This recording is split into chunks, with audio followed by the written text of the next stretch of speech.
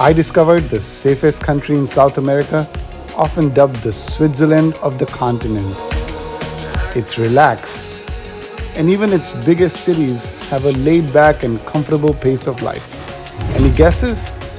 This country also excels in world-class football. Still stumped? I'm talking about Uruguay.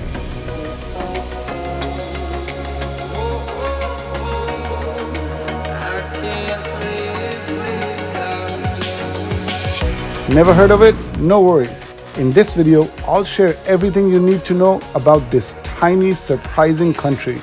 Join me as I explore its two largest cities, Colonia Del Sacramento and the capital, Montevideo. This is during my 2-day adventure in Uruguay. The comparison to Switzerland, does it hold up? Find out in my journey through this country.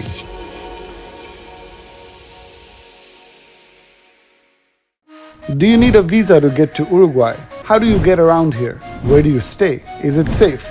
What's the food like? When you think of South America, Brazil, Argentina, or Colombia come to mind. Sometimes images of gunfights and crime also pop up. Latino music, dancing, and carnivals, and gorgeous spots of natural beauty. These are synonymous with South America. But Uruguay, marked by the dancing, music, and pristine beaches, feels a little different. Uruguay is little traveled, little explored, but you bet that by the end of this video, you'll be dying to make a trip here. Uruguay is a small country, smaller than Colorado or Texas, nestled between Brazil and Argentina. Despite its size, Uruguay's independent landowners and cattle traders fought colonization to form their own nation. You'll find statues of their national hero, José Gervasio Artigas Arnal, in the most important spots in this country. Don't let its size fool you, because this country is a cultural melting pot influenced by Spanish and Portuguese colonization. It's known for its progressive laws, legalizing same-sex marriage, abortion, and cannabis. With a temperate climate, Uruguay's landscape is mostly plains and grasslands. Geographically, it sits in the Pampas, a vast grassland covering most of southern Brazil and northern Argentina. And it's right next to the mega city of Buenos Aires, where I began my journey to Uruguay. It's time to leave this beautiful hostel. It has been a lot of fun. I'm packed up, and today I have booked myself a trip through Colonia Express, and I am going to Uruguay. I hadn't planned to visit Uruguay, but when I found out that it was just a ferry ride away, I decided to go. You can choose to go from Buenos Aires, or you can fly to Montevideo straight. Even though I usually get seasick, the ride to Colonia del Sacramento was smooth and took only an hour and 15 minutes on the steady waters of Rio de la Plata. Tickets to Colonia cost between $50 and $70, depending on the class. This ferry also goes to Montevideo. That is a longer ride that takes more than 4 hours, and tickets would cost you over $100. I chose to explore the historic city of Colonia del Sacramento before heading to the capital. Welcome to Colonia. Colonia is a historic town, and I decided to do a bike ride. It was a lot of fun. For Americans, getting into Uruguay is a breeze. You get 90 days visa-free on arrival, just a quick stamp, and you're in. You can even extend your stay by another 90 days without hassle. The local currency is Uruguayan peso, with $1 equaling about 40 pesos. Honestly, Uruguay is one of the most expensive places I've visited in South America, pricier than Argentina and Brazil. A decent hostel in Uruguay cities will cost you anything between $20 for a dorm bed and $50 to $60 for a private room. If you want to stay in a nicer 3 to 4 star hotel, you may have to spend $80 to $100 per night. I chose to stay at a hostel in both cities because Viajero Hostels, where I stayed in Buenos Aires, gave me a good deal of 20% discount for my hostel rooms in both Colonia and Montevideo. In South America, Viajero has good properties and they're good people, so I like it. Generally safe as well. Hopefully the room's gonna be nice. My hostel has an old world charm, and it's located in the heart of the city. If you're looking to find a comfortable and pocket-friendly option to stay in South America, watch my videos on hostels versus Airbnbs versus hotels. And here, I'll break down the decision-making criteria. I began my explorations by walking around the city on a pleasant sunny day. Colonia is a well-maintained coastal city with tourism forming a big part of its attractions. Very small and quiet city and much safer. Look at the flag of Uruguay. It's very similar to the flag of Argentina. Argentina and Uruguay share a common struggle for independence from Spain and Portugal. The flags represent their shared cause and the sun of May, which was seen as a good omen for the independence struggles in 1810. Colonia Del Sacramento has a well-preserved monument from its colonial past. The Portuguese Old Town, a residential quarter that had all functional spaces of an independent settlement. So that's the Argentinian embassy, it seems like. And then this is where I think the Old Town begins. We could obviously go this way. There's that clock tower and the beach is right in front of us. So maybe we'll do a loop.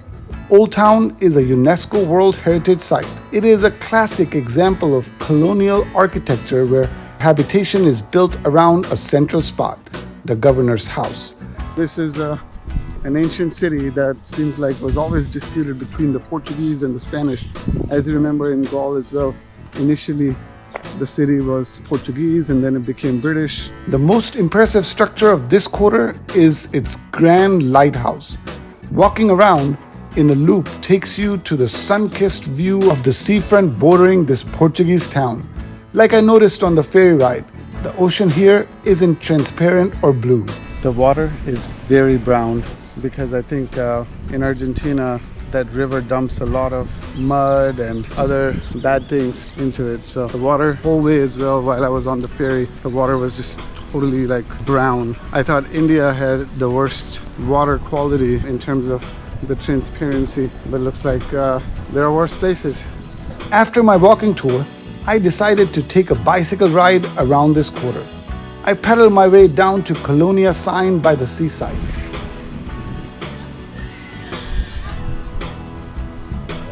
What a beautiful sunset. It was a good idea to rent a bike.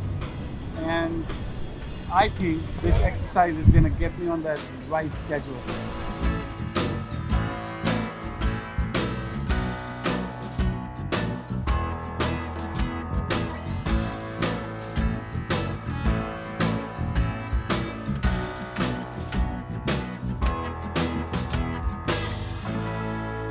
After all that exercise, I was ready for a traditional Uruguayan Asado dinner. Uruguay, known for its high-quality beef, exports to 40 countries. An asado here costs more than in Argentina or Brazil, but the quality of food is pretty high, like the overall standard of living. I just had to try this famous dish, reflecting Uruguay's reputation for top-grade meat, a major export of this country. Asado is a beef dish, so just steak, regular. It's gonna be awesome. I'm really looking forward to it. I'm gonna be FaceTiming with my friends, and that's how I'm gonna be having dinner in the room. On the next day, it was time to take the bus to go to the capital city of Uruguay, Montevideo. Another new day here in Colonia, in Uruguay.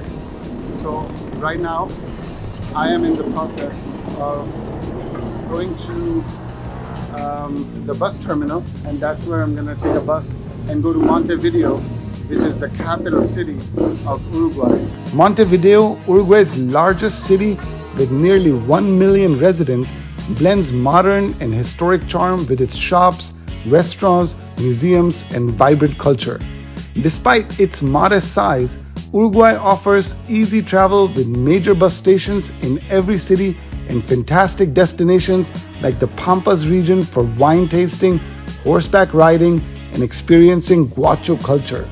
I'll be exploring horseback riding in the Pampas. Watch out for that later in the video. For now, it's time to check into my hostel. This is about 2 to 3 miles from the city center. It's located in the historic part of the city. Check-in is done. Now we have a nice little balcony here for one person. There's even a seating area. That way is the ocean. I don't know if you guys can see it. Oh, and that way too. Nice. My explorations began with a walking tour of Montevideo, and I recommend this as a start to see a new city. It gives an overview of the city's history, its best spots, and the easiest way to get around tourist attractions. First major stop was the city's Independence Square, where a statue of Jose Artiga, the leader that made the country free of colonial rule, stands at the center of historic and modern buildings.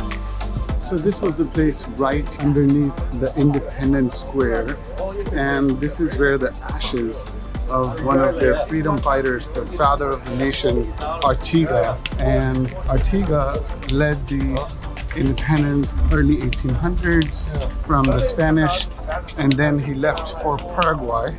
And after that, this area was taken by Brazil, and that's when 33 men led another revolution, and then finally Uruguay was born as a Oriental Republic of Uruguay. That's the official name. The tour took us to the Constitution Square. This is a part of Old Town of Montevideo. The quarter marked by historic buildings. A fountain stands in the middle of the square that has the most important dates of Uruguayan history carved upon it. So we're taking a 15-minute break from the walking tour, and we gotta meet up over there on that corner. But in the meanwhile, I wanted to let you know about this part of Montevideo being the old city. So you see that gate. From that gate onwards, that walking area where I was yesterday towards the shore is the new part of the city, and that was built after the Constitution was put in place in 1830. The final stop on the walking tour was a quick visit to Montevideo Metropolitan Cathedral. Its gold and gilt Latin structure testifies to the wealthy past of South America's colony.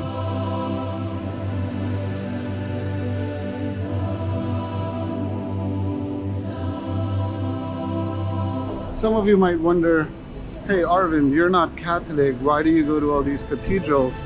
Well, I'm not, but it gives me a sense of peace. So when I go there, I'm not really praying that Jesus give me this, give me that, but I'm really meditating. I'm getting in touch with my body, just trying to understand all the sensations that are going on in the body. And yeah, I love going to churches because it's such a beautiful atmosphere, and there's the music and the smell, the architecture, just amazing. So I love going to cathedrals, even though I am an atheist. A chunk of Uruguay's foreign direct investment, which exceeds that of New Zealand, goes to its cattle ranches. I experienced one such cattle farm in the Pampas as a part of my tour. This place was like a huge farm where they raise horses and cows to then be used for meat and other cow-related production. I rode a horse for the first time in this 90-minute experience, but it wasn't so hard with a tour guide by my side. The ride felt refreshing with the beaches and green landscapes surrounding all of this farm. This is the real Uruguay. 1.5 million people, although live in Montevideo, an urban life, but the remaining 2 million people are living in these types of farmlands, and all of the area, especially when you go towards the north, is where people are African descent, and a lot of them are farmers, and there's more of that population that is more like a Brazilian ethnic background as well, a little bit.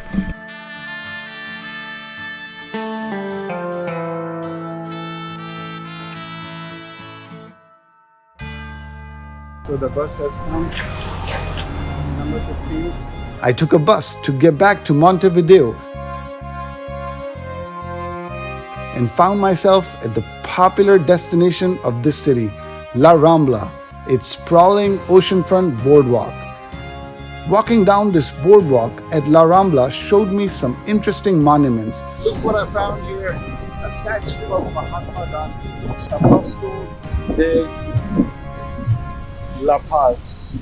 So I'm not sure what that means. If you know Spanish and if you know what that means, then put it down in the comments so I can understand. And of course, some of you may already know this, that I'm a huge fan of Mahatma Gandhi. And of course, he's the father of a nation, of the country that I was born in. And not only that, his teachings are just really, I appreciate and use, and it's changed my life. So that's really a pleasant surprise to find Mahatma Gandhi in this very small nation. Before my trip, I knew little about Uruguay. None of my friends had ever visited this country, and I hadn't seen it much on social media. But after just 2 days, I'm in love with this underrated destination. I explain in detail why Uruguay would make a perfect destination for digital nomads and remote workers in another video. You can visit year-round, and a bit of Spanish goes a long way in South America. If you'd like to know more about my South America travels, subscribe to my channel and keep watching.